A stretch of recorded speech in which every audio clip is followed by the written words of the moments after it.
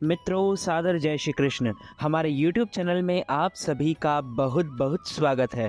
मैं हूं आपके साथ विशाल शास्त्री। देव शनि आषाढ़ी श्री विष्णु शयन उत्सव चतुर्मास देवशयनी एकादशी व्रत 2023 पूजा पारणा एवं व्रत कथा। भगवान श्री हरि विष्णु का पूजन करना, एकादशी का व्रत रखना, गीता जी का पाठ करना, तुलसी जी का पूजन एवं दर्शन करना, ब्राह्मणों की सेवा करना, दान करना, भोजन कराना, गौ माता की रक्षा व सेवा करना, यह 6 कार्य इस कठिन संसार सागर को पार कराने हेतु मुक्तिदायक बताए गए हैं। पूरे वर्ष में 24 एकादशी आती है, लेकिन जिस साल अधिक मास या पुरुषोत्तम आता है उस साल 2 एकादशी अधिक यानी कुल मिलाकर 26 एकादशी आती है।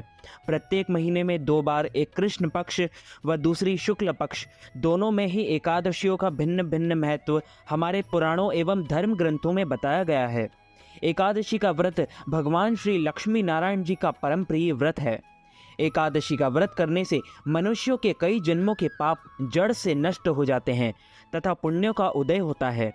जब मनुष्य के जन्म जन्मांतर के पाप नष्ट हो जाते हैं तभी उन्हें सांसारिक एवं भौतिक सुखों की प्राप्ति होती है। इस बार आषाढ़ मास के शुक्ल पक्ष की देवशयनी एकादशी तिथि का आरंभ 29 जून 2023 को सुबह 3:29 से हो जाएगा। वह एकादशी तिथि का समापन 29 और 30 जून 2023 की रात्रि 2:42 पर होगा। अतः जो शुद्ध एकादशी होगी वह 29 जून 2023 गुरुवार को ही रहेगी। इसी दिन सभी भक्तजनों व माताओं बहनों को व्रत रखना चाहिए एवं देवशयनी एकादशी व्रत का पारणा अर्थात व्रत खोलने का सही समय पारणा मुहूर्त 30 जून 2023 शुक्रवार को सुबह 5:52 से लेकर 7:52 तक व्रत खोलना है, अर्थात इस दौरान व्रत का पारणा कर लेना चाहिए। अगले दिन यदि कोई और व्रत करना है जैसे प्रदोष, मंगलवार, ऐसे में फल, जल या फलाहारी वस्तु से आप व्रत का पारणा जरूर कर सकते हैं। जो भक्त एकादशी का व्रत करते हैं उनको दशमी से लेकर द्वादशी तक कुछ महत्वपूर्ण नियमों का पालन करना चाहिए। दशमी के दिन एक समय शुद्ध एवं सात्विक भोजन करें। इस दिन चावल, लहसुन, प्याज, मांस, मदिरा, मसूर दाल, कटहल की सब्जी का उपयोग नहीं करना चाहिए। दशमी के दिन पराय अन्न अर्थात दूसरे के घर का भोजन नहीं करना चाहिए। शहद नहीं खाना चाहिए। ब्रह्मचर्य व्रत का पालन करते रहना चाहिए। एकादशी के दिन सुबह जल्दी उठकर स्नान करके पूजा अर्चना करें। एकादशी व्रत का संकल्प धारण करें। उसके बाद सूर्य भगवान को अर्घ्य दें। माता पिता को प्रणाम करें। तुलसी जी का पूजन करें। गौ माता का पूजन करें। इसी दिन अन्न नहीं खाना चाहिए, केवल फलाहार करें। सर्वोत्तम फलाहार गाय का दूध व फल होते हैं। इस दिन आप झूठ ना बोलें, क्रोध न करें, लड़ाई झगड़ा एवं वाद विवाद बिल्कुल न करें। ब्रह्मचर्य व्रत का पालन करना चाहिए। दाढ़ी कटिंग व शेविंग ना करें। किसी का भी आप अपमान या अनादर ना करें। दिन में ना सोए, रात्रि जागरण करें। पूजन पाठ करके ब्राह्मण के मुख से ही एकादशी व्रत कथा का श्रवण करें। कथा सुनने के बाद उन्हें दक्षिणा भी प्रदान करें एवं शुभ मुहूर्त में एकादशी के अगले दिन ही व्रत का पारणा करें। इस बार देवशयनी एकादशी 29 जून 2023 गुरुवार को। बोलो श्री लक्ष्मी नारायण भगवान की जय। श्री वृंदावन बिहारी लाल की जय। श्री गिरिराज धरण की जय। श्री बालकृष्ण लाल की जय। श्री श्याम सुंदर यमुने महारानी की जय। जगत गुरु श्री वल्लभाधीश की जय। श्री गोसाई जी परम दयाल की जय। श्री गुरुदेव की जय। लाडले लाल की जय। आज के आनंद की जय। धर्मराज युधिष्ठिर ने कहा, हे केशव, आषाढ़ शुक्ल एकादशी का क्या नाम है? इस व्रत के करने की विधि क्या है और किस देवता का पूजन किया जाता है? श्री कृष्ण कहने लगे कि हे युधिष्ठिर, जिस कथा को ब्रह्मा जी ने नारद जी से कहा था वही मैं तुमसे कहता हूँ। एक समय नारद जी ने ब्रह्मा जी से यही प्रश्न किया था। तब ब्रह्मा जी ने उत्तर दिया कि हे नारद, तुमने कलियुगी जीवों के उद्धार के लिए बहुत उत्तम प्रश्न किया है, क्योंकि देवशयनी एकादशी का व्रत सब व्रतों में उत्तम है।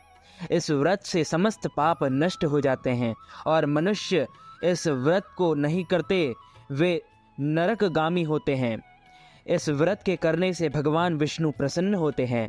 इस एकादशी का नाम देवशयनी एकादशी है। अब मैं तुमसे एक पौराणिक कथा कहता हूँ, तुम मन लगाकर सुनो।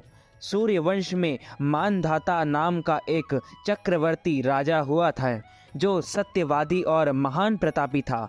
वह अपनी प्रजा का पुत्र की भांति पालन किया करता था। उसकी सारी प्रजा धन धान्य से भरपूर और सुखी थी। उसके राज्य में कभी अकाल नहीं पड़ता था। एक समय उस राजा के राज्य में 3 वर्ष तक वर्षा नहीं हुई और अकाल पड़ गया। प्रजा अन्न की कमी के कारण अत्यंत दुखी हो गई। अन्न के ना होते से राज्य में यज्ञादि भी बंद हो गए। एक दिन प्रजा राजा के पास जाकर कहने लगी कि हे राजा, सारी प्रजा त्राही त्राही पुकार रही है क्योंकि समस्त विश्व की सृष्टि का कारण वर्षा है। वर्षा के अभाव से अकाल पड़ गया है और अकाल से प्रजा मर रही है।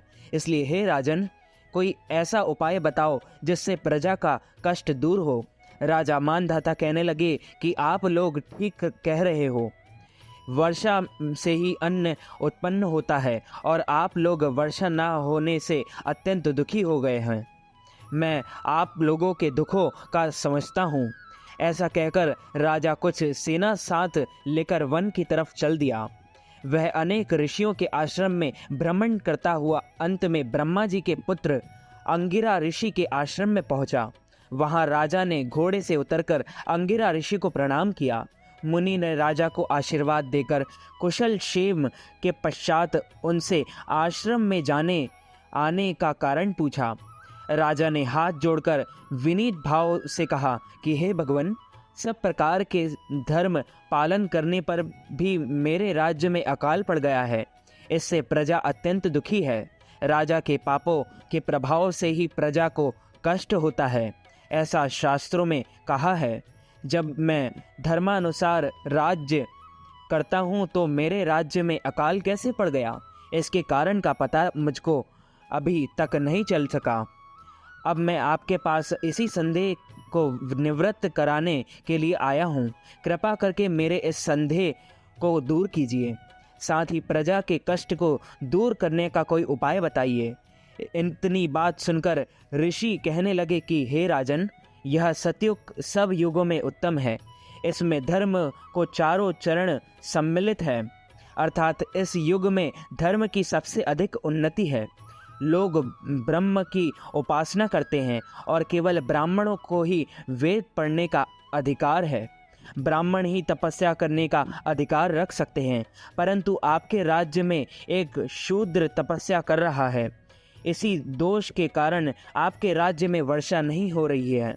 इसलिए यदि आप प्रजा का भला चाहते हो तो उस शूद्र का वध कर दो। इस पर राजा कहने लगा कि हे महाराज, मैं उस निरपराध तपस्या करने वाले शूद्र को किस तरह मार सकता हूँ? आप इस दोष से छूटने का कोई दूसरा उपाय बताइए। तब ऋषि कहने लगे कि राजन, यदि तुम अन्य उपाय जानना चाहते हो तो सुनो। आषाढ़ मास के शुक्ल पक्ष की देवशयनी नाम की एकादशी है। एकादशी का विधि पूर्वक व्रत करो। व्रत के प्रभाव से तुम्हारे राज्य में वर्षा होगी और प्रजा सुख प्राप्त करेगी, क्योंकि इस एकादशी का व्रत सब सिद्धियों को देने वाला है और समस्त उपद्रवों को नाश करने वाला है। इस एकादशी का व्रत तुम प्रजा, सेवक तथा मंत्रियों सहित करो। मुनि के इस वचन को सुनकर राजा अपने नगर को वापस आया और उसने विधि पूर्वक देवशयनी एकादशी का व्रत किया। उस व्रत के प्रभाव से वर्षा हुई और प्रजा को सुख पहुंचा। अतः इस मास की एकादशी का व्रत सब मनुष्यों को करना चाहिए। यह व्रत इस लोक में भोग और परलोक से मुक्ति को देने वाला है। इस कथा को पढ़ने और सुनने से मनुष्य के समस्त पाप नाश हो जाते हैं। अच्युतम केशवम राम नारायणम कृष्ण दामोदरम वासुदेवम हरि श्रीधरं माधवं गोपिकावल्लभं श्री जानकी नायकं श्रीरामचन्द्रं भजे। जानकी मनोहरं सर्वलोकनायकं श्री शङ्करादिसेवितं पुण्यनाम कीर्तनं श्री राम राम राम राम राम नामतायकं। रामकृष्ण वासुदेव भक्ति मुक्तिदायकं, रामकृष्ण वासुदेव भक्ति मुक्तिदायकं। बोलो श्री लक्ष्मी नारायण भगवान की जय, श्री वृंदावन बिहारी लाल की जय, श्री गिरिराज धरण की जय, श्री बालकृष्ण लाल की जय, श्री श्याम सुंदर यमुने महारानी की जय, जगत गुरु श्री वल्लभाधीश की जय, श्री गोसाई जी परम दयाल की जय, श्री गुरुदेव की जय, श्री लाडले लाल की जय, आज के आनंद की जय। मित्रों, हमारे इस ज्ञानवर्धक वीडियो को अधिक से अधिक लोगों तक शेयर कीजिएगा, लाइक कीजिएगा, कमेंट कीजिएगा, और यदि अभी तक आपने हमारे और आपके YouTube चैनल को सब्सक्राइब नहीं किया है तो सब्सक्राइब ज़रूर कर लीजिएगा। और यदि आपका कोई एकादशी से संबंधित कोई भी प्रश्न हो तो आप हमें इंस्टाग्राम पर आचार्य विशाल जी के नाम से हमारी आईडी है, उस पर मैसेज करके आप हमें अपना प्रश्न भेज सकते हैं। आप सभी को सादर जय श्री कृष्ण, सादर धन्यवाद।